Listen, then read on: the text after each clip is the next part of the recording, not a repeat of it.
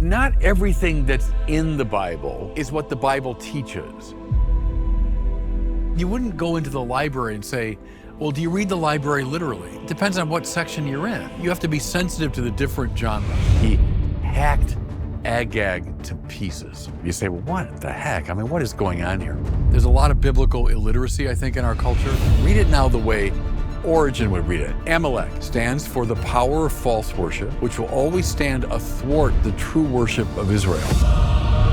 Right worship, teaching us how to worship the true God. Everything you need to know about a person you can discover by asking one question. What do you worship? 4 great substitutes for God: wealth, pleasure, power, and honor. Whenever Israel begins worshiping in the wrong way, trouble ensues. When they get back on line with right praise, the world coheres. That's a basic biblical intuition. The course really is about the central themes of the Bible. You can't resist the call of God with impunity. God never gives up on his people. You've got poetry, you've got legend, you've got history. When a Roman emperor won a battle, he would send evangelists ahead of him with the good news. My hope is that it awakens people to the importance of the Bible as a living source of illumination and transformation. Well, good to be with everybody today. Thanks for coming. And my topic today and the following days is going to be my favorite topic of all, which is God. And more precisely, God and our relation to God. Because I really think, no matter what your perspective, there are no questions more important than that. What is ultimate reality? And what's my relationship to that reality? The biblical point of view, and I'm going to be drawing almost exclusively from the Bible in these talks. The biblical perspective is, I find joy and purpose in the measure that I'm rightly related to the true God. And concomitantly, my life gets off kilter. My life goes haywire in the measure that I'm out of right relationship to the true God. In a way, those are the most fundamental issues, period.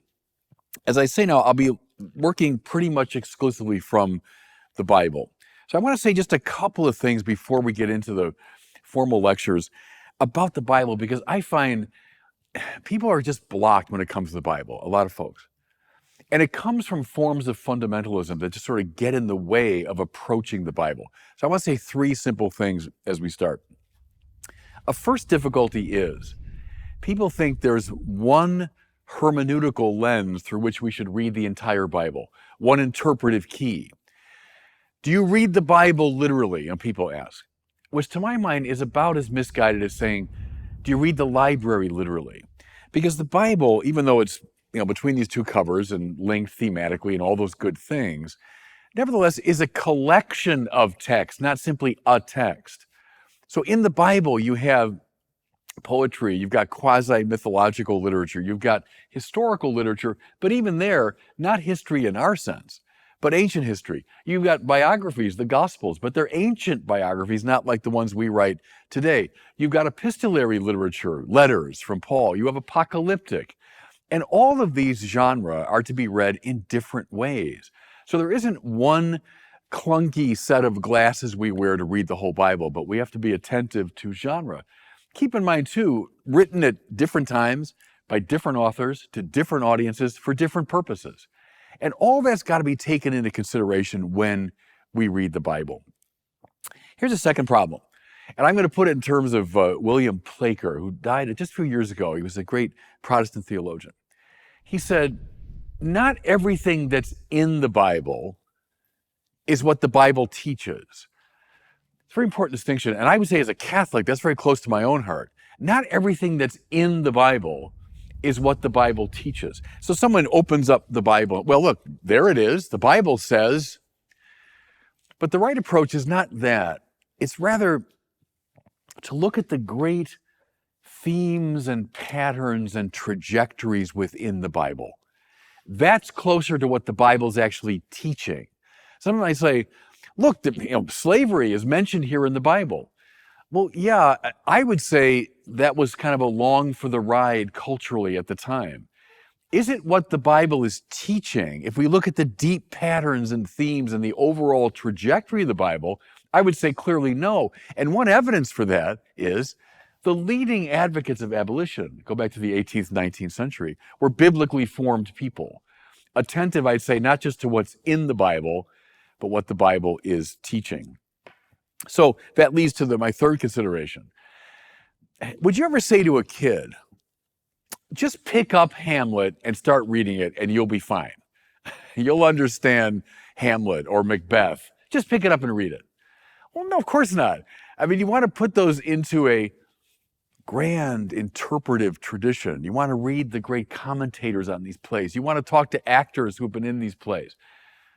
It's within a tradition that we understand Shakespeare. The same thing with the Bible. Again, it's a rather Catholic instinct of mine. I wouldn't just hand this book or collection of books to someone and say, just read it, you'll be fine. No, you have to read it within the interpretive tradition, which I would call the church. So these principles will be informing everything I'll be saying now the next, several lectures. I'll be reading the Bible from that perspective. What I'm going to be doing is looking at, if we have time, 13 sections, kind of an unlucky number, but that's the way it worked out. 13 sections from the Bible, both Old Testament and New, that I think speak to this fundamental issue. Who is God? What is ultimate reality? And then what's our right relationship to that reality? Okay? So let's begin with Exodus 3:14, one of the most famous texts in the scriptures. By the way, the scriptures, that gives it away, doesn't it? We don't say the scripture, we say the scriptures. The word Bible from the Greek ta biblia, which is a plural, the books. So that's the point. So look at Exodus 3:14. We know that the Bible, maybe Proverbs, the book of wisdom might be exceptional. But the Bible typically does not use philosophical language. Rather, it speaks in the language of metaphor and symbol, and above all, narrative. It's within this more literary form that the truths of the Bible are communicated. So we could simply take the passage, Exodus 3:14, God's self-definition, and begin to philosophize about it. Much better to look at it a bit narratively, then we'll come to its deeper meaning. So we're dealing here with Moses, his experience of the burning bush and hearing God's name, right? But what's the narrative setting?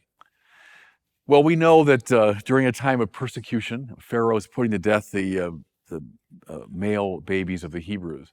Moses' mother saves him, putting him in the little basket, floats down the Nile. He's found by the daughter of Pharaoh. So without going into the whole Cecil B. DeMille picture, we can say Moses was raised as a prince of Egypt. He was raised as an aristocratic figure. Probably used to getting his way, probably pretty imperious. What's the first thing we really hear about him? He sees an Egyptian mistreating a Hebrew. He kills the man, he buries him, and then when he finds out that it's been discovered, he hightails it out of the country. Now, does that strike you as someone really in control of himself? Someone who's really got it together morally and psychologically? Well, no, it seems like a pretty imperious, self-absorbed, self-important person. Gets what he wants when he wants it. In other words, may I say, someone utterly unprepared for an experience of God. So here's a basic thing, everybody. Yes, there's an intellectual dimension to all this. You can bring someone intellectually toward a clearer understanding of God. But a basic biblical sense is you also have to be ordered properly if you want to see God. If you're completely off the grid in terms of your psychology and your own spiritual attitude, you will not be able to see God. Time and time again in the Bible, before the great figures have an encounter with God, what? They have to go through a purification. So the image we get of Moses is someone that really needs it. And so he self-exiles, that's a good thing, by the way. He goes into the desert where things are stripped away, the desert where I'm not in command. I remember years ago when I was doing pastoral work, and you'd bring kids from the city out into the country or out into the wilderness. And what struck them very often was, I can't control my life here. The weather and that mountain and these woods, they're out of my control. Good. That's why holy people and spiritual seekers over the centuries often go into the wilderness, into the tundra, or in the biblical setting, into the desert, where things are stripped away. Life becomes simplified. You become disciplined. How long did it take? Long time, because he marries, he starts a family, etc. We're not talking about a short sojourn here, like a little vacation in the desert. No, years. Think here too, that marvelous story of Joseph.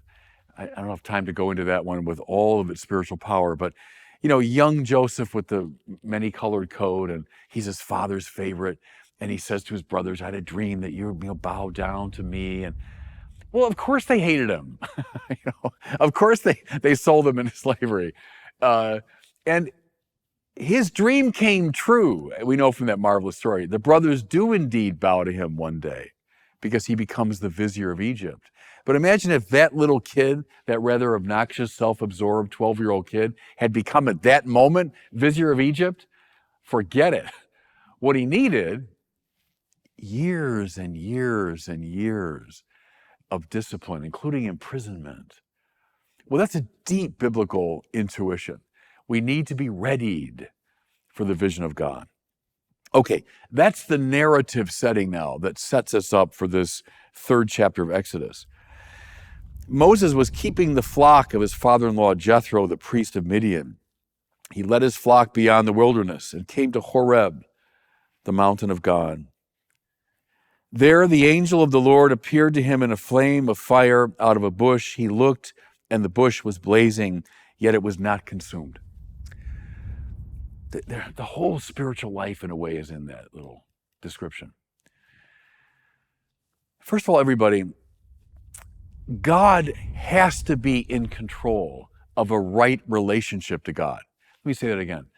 If our relationship to God is right, God has to be in control of it. If I say, I'm going to figure God out on my terms and my way by asking my questions, right from the start, you're off track. God makes himself manifest to us.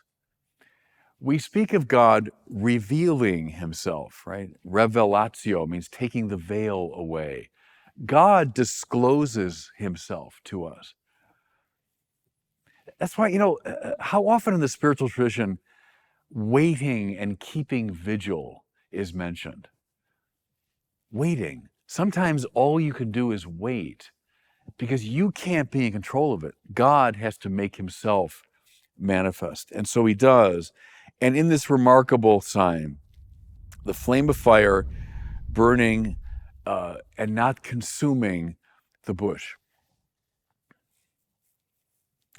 When the true God gets close to us and gets close to the world, we and the world become radiant and beautiful, and we are not consumed. It's a fundamental biblical intuition. The closer the true God gets to us, the more radiant and beautiful we become, and we are not consumed.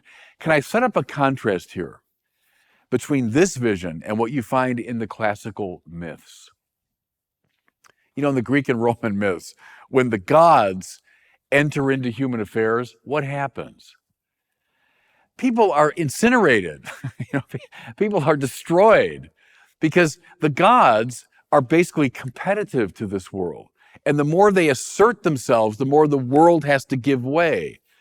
Now, we sinners know about this, right? Because we're the same way. Hey, for me to be, famous, or me to be in charge, or me to be powerful, you got to give way. But look at now this image of God. God comes close, and the bush is on fire, beautiful, compelling, and it's not consumed. It's more fully and marvelously itself the closer God gets. Can I cite here one of my very favorite theologians, Irenaeus of Lyon, very ancient figure, church father. He said, Gloria Dei homo vivens. It means the glory of God Is a human being fully alive? Right. That's the Bible. It's not, hey, the glory of God's when God can knock us around or God can destroy us as he comes, barreling into our experience. No. God's glory is that the world become radiant and beautiful with his presence. There's a first fundamental insight here. So listen now as it goes on. Moses said, I must turn aside and look at this great sight and see why the bush is not burned up. Well, he's been in the desert for a while, but he's still not completely in good shape. This is still somebody who wants to be in command of things. Whoop, what's that? Let me go check it out. Let me find out what this thing is. It's this sort of aggressively inquisitive attitude. When the Lord saw that he had turned aside to see, God called him out of the bush, Moses, Moses, and he said, here I am. Okay, this God seems pretty friendly. He knows my name and he's calling to me. But then what? Come no closer. Remove the sandals from your feet, for the place on which you are standing is holy ground. Sandals. You're wearing sandals or shoes. You can make your way, right? Pretty confidently, no matter where you are. You can walk over rocky ground or walk through, you're in command. Take off your shoes. So the taking off of the shoes, a lot of ways we can read that, but one way is it's putting you properly now in a much more receptive, passive attitude, So yes, come close. Yes, I know your name, but don't think you can control me. Watch this, everybody, in the spiritual tradition, and I'm going to talk about it a little more philosophically later. There's always this play between come close and keep your distance, between intimacy with God but not controlling God. It's a play between sort of invitation and distanciation. And that's typical in all the spiritual masters too, but you see it here. Okay, God says, I am the God of your father, the God of Abraham, the God of Isaac, the God of Jacob. Well, who is this God who knows my name, Moses must be thinking, and he knows my people. And who are my people right now, by the way? They're slaves in Egypt. They're not masters of the universe types. They're slaves. But this God knows my distant ancestors, Abraham, Isaac, and Jacob, and he knows the suffering of my people. How intimate this God is to my experience, right? He's observed the misery of his people, so all of that. Okay, so Moses now is getting pretty confident again. This God is pretty intimate with me, and he knows my name, so what? I'm going to ask his name. Makes sense, right? If you have somebody's name, you've got control over that person to that degree, right? I can put you in my contacts. I can call out to you and make you respond. I can ask people about you if I know your name. Knowing someone's name is a controlling move, right? So when Moses says to God, look, if I come to the Israelites and say, the God of our ancestors sent me to you, what will I tell them if they say, what's his name? And here's our Exodus 3:14. This is the text. God said to Moses, I am who I am. You shall say to the Israelites, I am has sent me to you. Now, in one sense, I would really hold to this. It's God's way of saying, stop asking stupid questions. Moses' question is born of his ordinary experience. To ask for someone's name is to ask, well, what kind of being are you? Or which one are you among the many? So there's all these human beings here. And I can say, well, what's your name? And what's your name? I'm asking, what defines you? Well, in this time, there were all kinds of gods, right? Gods of the place, God of countries, God of the river, God of the mountain. Well, you're a god, obviously. You're speaking to me out of a burning bush. You seem to know my people. You're a divine figure. But which one are you? That's what he's asking. So God's answer, I am who I am, is saying my reality does not correspond to that kind of question. I am not one being among many. I'm not a thing or a being or an entity that you could categorize and you could identify and that you could define. And this is the ground, everyone, for a very rich strain in our theological tradition. But see, to get this wrong is to walk right down the path to atheism. Because you read the atheists, both old and new, the classical atheists, Feuerbach and company, and the new atheists, Christopher Hitchens, they all make the same fundamental mistake, it seems to me, is getting this wrong. If God is construed as simply one being among many, well, before you know it, we're going to say that being is now irrelevant to me, and ultimately, that being doesn't even exist. But that's precisely what God is not on the biblical reading. I call this the Yeti theory of God. You know, Bigfoot. Some say there is a Bigfoot. Others say, no, there is no Bigfoot. Well, let's go look around and see if we can find him. Let's look for evidence of Bigfoot. I think there's some. Oh, there's no evidence. But see, that's what God isn't. God is not an item within the universe or above the universe, alongside of conditioned things. I am a human being. Okay, that I'm defining my being that way. This is a studio. I'm defining the manner of this thing's being. What's your name, God? I am who I am.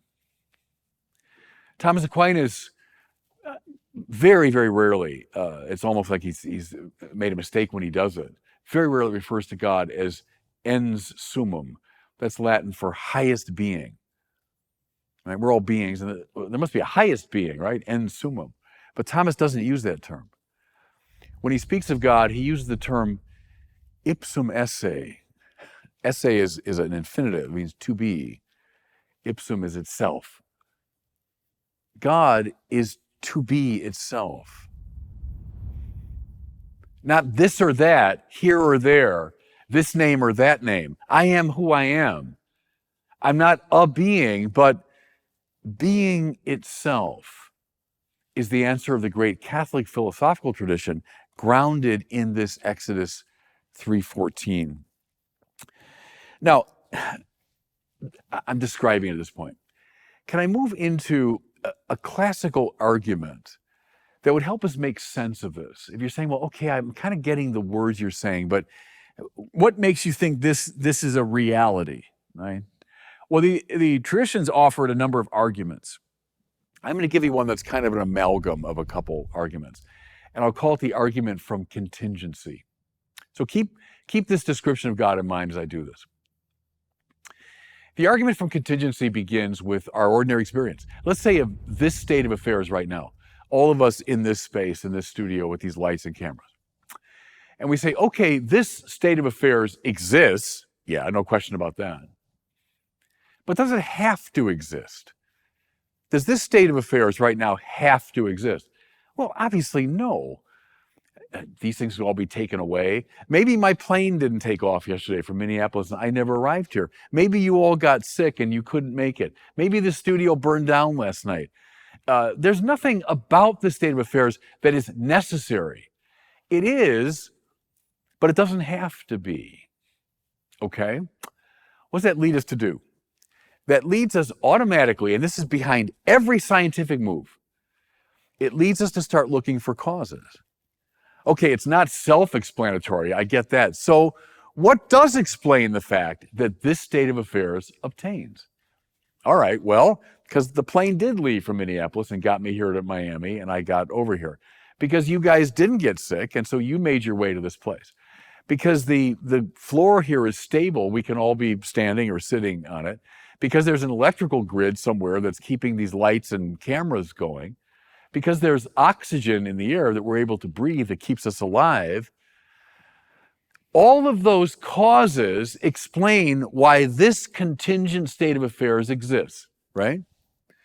And you say, okay, that explains it. Well, now if you got a curious mind, because the curious mind says, well, all the things I just mentioned, do they have to be here? Or are they themselves contingent? Well, it's obvious, I hope. The electrical grid that sustains the cameras and lights, does that have to be here? Well, no, that's dependent upon all sorts of other factors. The stability of this floor, does that have to be there? No, it depends upon the stability of the earth. The oxygen we're breathing, does that have to be here? Well, no, it depends upon a lot of things, but one is the very gravity that keeps it close to the earth so we can breathe it. Okay. Have we explained this state of affairs? By no means, because all the things I just mentioned are themselves contingent, aren't they, on higher causes. So think of the gravity holding the oxygen down so that we can breathe it. Where's that coming from? But from the size of the planet, from its proximity to the sun, its point in the solar system. With every one of the things I've invoked, I could keep invoking further causes, right? Now, what can't I do? What can't I do? I can't just go on to infinity using that kind of explanation, appealing endlessly to other contingent states of affairs. How come? Because then I never explain this contingent state of affairs that's right before my eyes. I'm still trying to explain why this obtains, and I've been appealing out to further and further contingent causes. What I can't do is go on to infinity. Therefore, there must exist some reality, listen now, whose very nature is to be. There must exist, finally, some reality which is not contingent upon any cause beyond it, but rather is its own explanation, whose very nature is to be. What's your name? When the Israelites asked me, what's your name? What should I call you? I am who I am. My very nature is to be. Now, what I've done there is simply imitated our great tradition in correlating the biblical answer given to Moses to a philosophical argument, but coming to the very same conclusion. I can keep pointing to contingent causes and contingent states of affairs.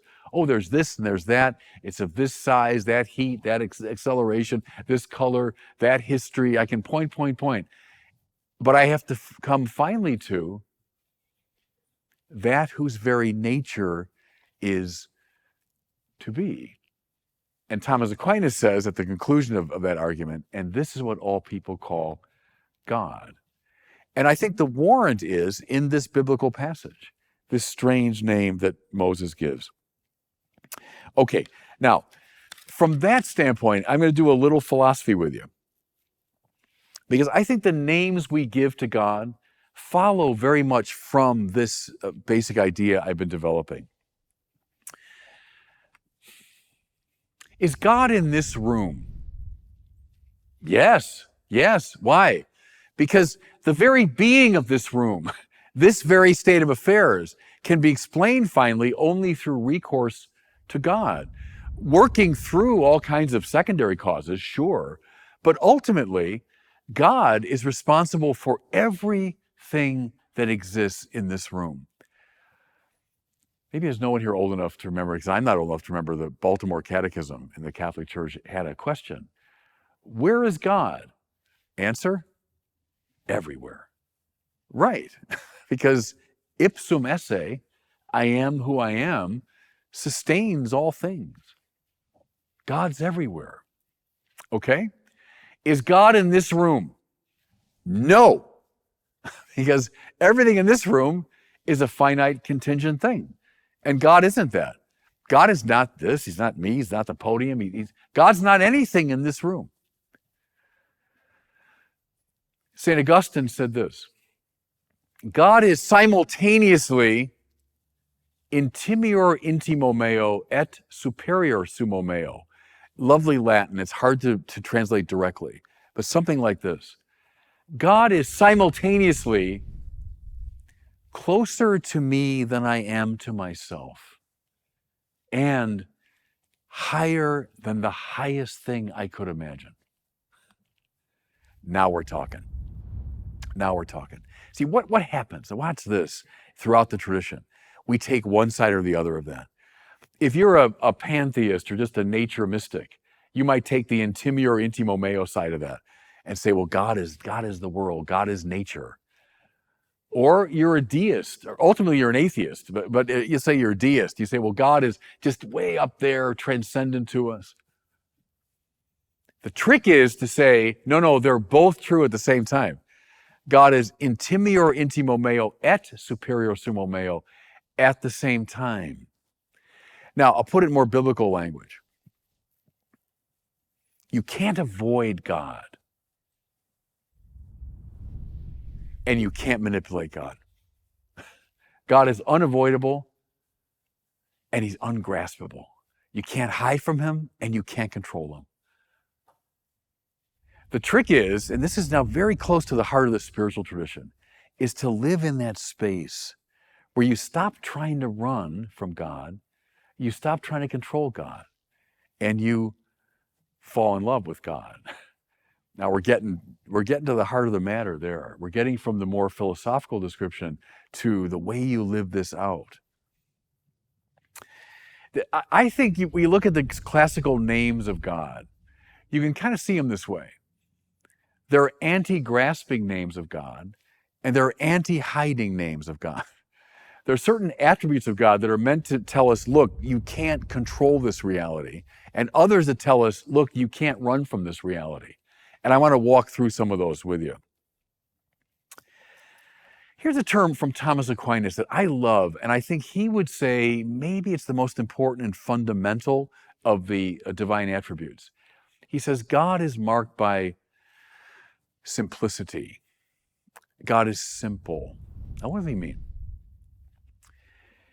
This depends upon Aquinas' metaphysics of essence and existence. I know that sounds kind of highly technical. It really isn't. Aquinas would say for every finite thing, there's a distinction between what that thing is and that the thing is. So this exists, this podium, but what it is, well, it's a being according to this mode. It's a podium type being. I'm a human being, right? That's the modality of my being, and I actually exist, essence and existence, but they're distinct. I'm a human being. It's a podium being. The Saturn is a planetary being. So what's God? What's your name, right? Now I'm posing it more philosophically. Well, what is God? To be God is to be. Because God's very essence is his existence. That's what it means to be God. But I see what happens. That means God is utterly simple. There are no distinctions that obtain within God.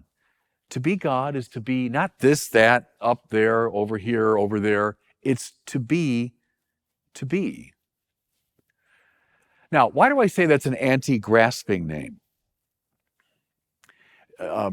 My new state is Minnesota now, right? If you go even north where I am during the wintertime, you can experience a whiteout. Again, sort of like this studio.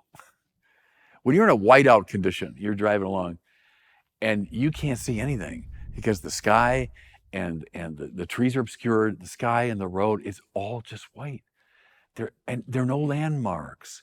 You can't see signs, you can't see trees, you can't really see the road. And under those conditions, you just have to stop the car and get off the road because you're lost. Maybe I'm dating myself now with a reference to a U2 song, but where the streets have no name. Remember that song? That's an old mystical trope, by the way, to go to the place where the streets have no name. Look, we all have the GPS, and so now we're so good at it. I can find every name of, there's a satellite up there that's going to send to my little machine here the streets so I can make my way from, well, I'm so in control with a thing like this. But see, with God, that's completely inappropriate. God is like a whiteout. There's no traction my mind can get. I see, what kind of being is God? Well, he's not that type of being. Okay, that gives me some traction, a foothold. Oh, he's there or not there. Okay. Most of our knowledge is by way of that sort of comparison, contrasting, it's this, not that. But when it comes to God, in his simplicity, I can't get my mind around God.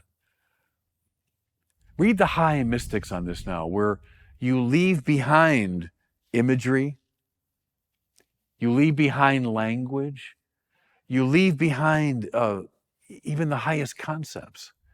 St. John of the Cross, not only one of the great Spanish poets, but the greatest Catholic mystic, talks about the dark night of the senses and the dark night of the soul. That's not like depression. People read it as I'm falling into depression. That's not what it means at all.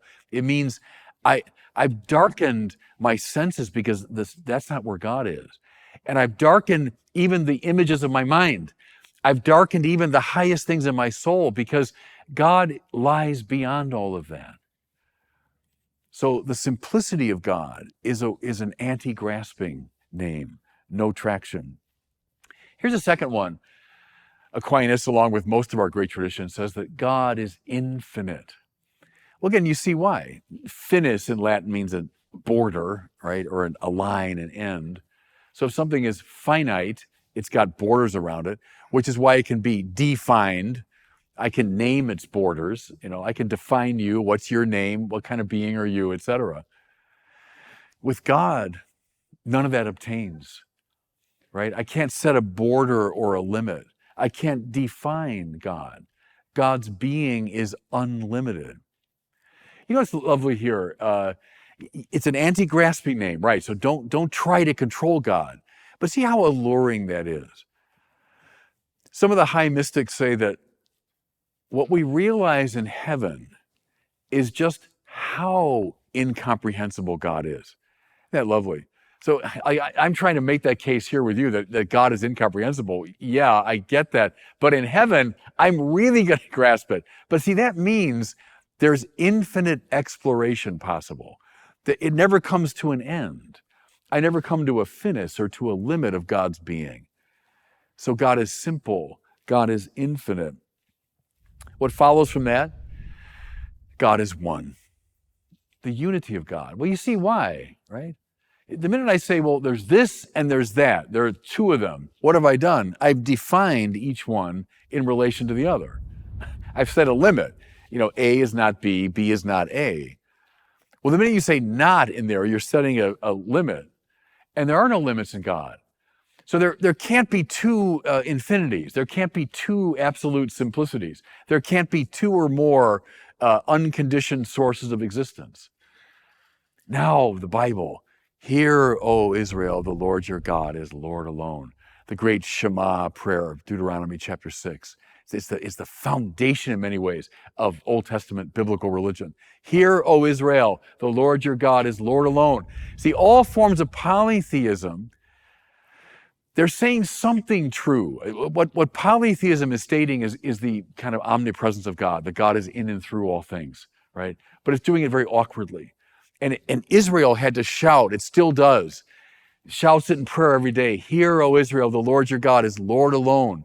There's only one unconditioned source of existence, right? Another one, we speak of the self-sufficiency of God. Does God need the world? No. God is God. God is the sheer act of to be itself. God's utterly perfect. God has no need of anything. Now, I'll come back to that. That's good news for us. I'll come back to it. That's good news for us that God doesn't need the world. But God is self-sufficient. Aquinas used that lovely term in his Latin. God is actus purus, right? Pure actuality. Actus translates the word energeia in Greek, which I love. Energy. What is God? God is pure energy. The pure energy of existence. See, the source of anything that exists that we can see around us and measure. But God is actus purus. He's pure energy, the pure source of existence. And this is a term that people balk at, but they shouldn't. Aquinas says that God has no real relation to the world. Now, what he doesn't mean that God doesn't care about the world, and it doesn't mean that at all. What he means is God is not dependent upon the world. So right now, see, we all have a real relationship with each other in Thomas's language, meaning I'm dependent upon you, and I am, because I'm looking at you right now, I'm speaking to you. You're dependent upon me in the measure that you're listening to me, right? I'm dependent upon this room. The room is affected by me, and this is the way things are. But God has no real relation to the world. God doesn't need the world. God is not dependent in any way upon the world. That's part of the ungraspable self-sufficiency of God. Okay? So you say, all right, I get it, I get that, but doesn't that turn God into something kind of just fearsome and distant and disconnected and, I can't grasp, so I'll just kind of give up? Remember Augustine, intimior intimo meo et superior sumo meo. I've been talking here about the superior sumo meo side of it. He's beyond whatever I can imagine. But don't forget, intimior intimo meo. He's closer to me than I am to myself. So what words come to mind? All the omni words we use of God. So where's God? Everywhere. God is omnipresent. Aquinas says God is in all things by essence, presence, and power, and most intimately so. That's a lovely phrase. I've used that for prayer often.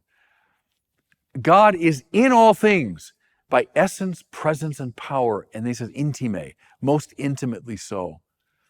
Of course, God's in all things. There's no place to run.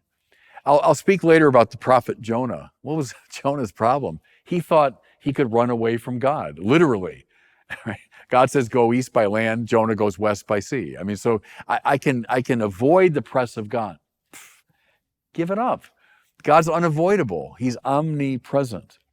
It doesn't mean that, I remember years ago when I was teaching at the seminary, a student who was coming out of a science background said, so God's kind of like a gas that pervades all. I said, no, God's not like a gas. Because that would just be one more item within the world, right? One more feature of the world. When you say God's omnipresent, you mean he's the sustaining source of the being of all things. Aquinas talks about creatio continua, continual creation. Herbert McCabe, he's a contemporary theologian, says God sustains the world the way a singer sustains a song. It's lovely with that. Think of a singer sustaining a song. That's how God sustains the universe. So he's omnipresent. Furthermore, he's omnipotent, right? We say God's all-powerful. Remember the old sophomoric thing, can God make a rock so big that even he can't lift it? But when you say God is omnipotent, don't think of it as, well, he must be the strongest being around. He's the strongest being among beings. No, it means that God presses upon all things with his power. And his power here is a sustaining power to sustain the world in existence. God can do all that's real. Yeah, sure, because God's the source of the reality of the finite world. So he's omnipotent. And then finally we say God is omniscient, all-knowing, right? Now, it doesn't mean, you're smart, that person's smarter, Einstein is super smart, and then God must be the smartest of them all. He's the smartest dude around. No, now I'm making God into a categorical thing. When I say that God is omniscient, what do I mean? I mean that he knows the whole world into existence. So, right now, I'm taking in the information from this room. If someone, tomorrow says, hey, how many people were there for that Peterson lecture? I said, there are about, 20 people. Well, yeah, because I'm taking in information passively from the world and reporting it. That's never true of God, is it? Because God doesn't derive knowledge from the world. Rather, he knows the world into being. In that sense, he's omniscient. He knows all things. Can I give you, I think, the coolest analogy, actually. Now, all analogies limp, and this one limps too, but it's a good analogy, I think, for everything I've been trying to say about God and the world here. I think the best comparison would be author to text. Think especially of a big, rambling novel like The Lord of the Rings. Think of Tolkien's relationship, right? The author's relationship to The Lord of the Rings. Does Tolkien know everything in The Lord of the Rings? Well, of course he does. He wrote it. So all the plot, the subplot, the major characters, the minor characters, this invented world, every comma, every period, every semicolon. Of course he does, because he's the creator of the totality of that novel. Does everything in that novel reflect his mind and purpose? Yeah, everything does, because he created all of it from nothing. That world didn't exist. And then Tolkien thought it into being, brought it into being. If you want to understand Tolkien, I mean, look all through that novel and you'll see him reflected every place, right? But is Tolkien a character in the novel? Well, no. There's Gandalf and there's Frodo and there's Bilbo and there's the orcs and there's, Aragorn and there's Tolkien. Well, no, he's not a character in the novel. The author never appears as an item within the story, but he's the great omniscient, omnipotent, and omnipresent author of the entire story. Now it seems to me we're getting much closer to what the great tradition means by God and our relationship to God. Don't try to grasp him, but don't try to hide from him. How about this from Psalm 139? Lord, you search me and you know me. You discern my purpose from afar. Well, of course. God is knowing me from the inside. How about this? If I climb to the heavens, you're there. I go to the sea's furthest end, even there your right hand holds me up. Well, yeah, because God's omnipresent and God's omnipotent. I can't run away from God. That line, in a way, is the sinner's lament, right? Where can I get away from you? How do I escape from you? Well, you can't. You can't. Okay, so I'll try to control you. No, don't try that game either. God can neither be manipulated, right, nor hidden from. That's what we're driving at. Let me say a couple things as I bring this first lecture to a close about creation. I've been describing it really already. We speak about creatio ex nihilo, that God makes the world from nothing. Now, do you see why we have to say that? Well, because in so many of the myths and legends of the ancient world, creation comes through a kind of primal act of violence. One set of God defeats another set of gods. And often from the severed body parts of the defeated gods, the world is made up. There's usually something like a primal violence at the heart of these myths. But ipsum esse, there's no rival to ipsum esse. Hear, O Israel, the Lord your God is Lord alone. There's nothing outside of his aegis and control. Therefore, God is not wrestling anything into existence, but he creates from nothing. Furthermore, it means there's literally nothing standing between us and God. Doesn't mean we're God, but it means there's no buffer zone. There's no intermediary between us and God. But rather, when I find that place in me where I am here and now being created by God, that's Thomas Merton's definition of contemplative prayer, by the way. Finding that place in me where I am here and now being created by God, I find my peace. I find the right relationship to God. That's the spiritual implication of creation from nothing. Look what else has to be true. I find the place in me where I am here and now being created by God. What else have I found? The place where you are here and now being created by God, and where you are, and where you are. And St. Francis, brother sun and sister moon. That's not just high poetry, that's rather precise metaphysics. Yes, the sun and moon are brother and sister to us because we're all ontological siblings, right? We're all coming forth from this great singer who is God. We're all part of the song that God is continually sustaining, which means we're like notes in a score, right? What we don't want is the cacophony. See, what's sin but the notes now at odds with each other, the notes taking upon themselves to compose the score. No, let God sing his song through us. But the interconnectedness of all things, that's really key to this idea. I hope the thing you're seeing in all of this presentation is the way the Catholic tradition weaves together its kind of highest metaphysical language and its most kind of intimate spiritual language. One of the dangers, and here I agree with Hans Urs von Balthasar, one of my favorite contemporary theologians. He said, it was the divorce between theology and spirituality that was the greatest tragedy. He said the greatest tragedy in the history of the church, that we separated those two things out. I would say the deeper you go into the metaphysics of God and creation, the deeper you go into the spirituality that ought to be central to our lives.